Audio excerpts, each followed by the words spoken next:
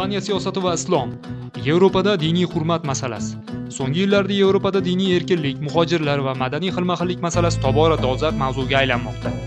Bu jarayonda Ispaniya hukumati o'z siyosatini bag'rikenglik va diniy hurmat tamoyillariga asoslashga harakat qilmoqda. Mamlakat bosh vaziri Pedro Sanchez rahbarligidagi hukumat jamiyatda diniy kamsitish va nafrat nutqiga qarshi qat'iy choralar ko'rish tarafdori ekanini bir necha bor ta'kidlagan. Ispaniya konstitutsiyasiga ko'ra, davlat dunyoviy hisoblanadi. Bu esa biror dinni ustun qo'ymasdan barcha e'tiqod vakillariga teng huquq berilishini anglatadi. Shu sabab mamlakatda musulmonlar masjid qurish, ibodat qilish va diniy an'analarini erkin amalga oshirish imkoniga ega. Mutaxassislar fikricha, bu siyosat tasodifiy emas.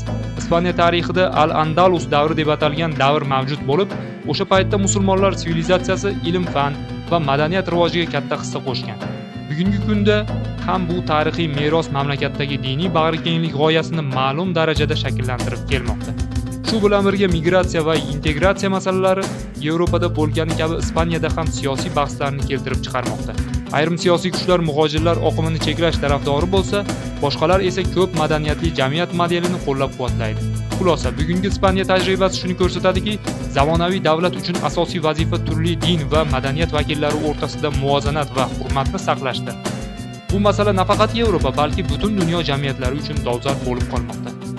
Burchim TV'da qoling, bizda qiziqarli yangiliklar hali oldinda.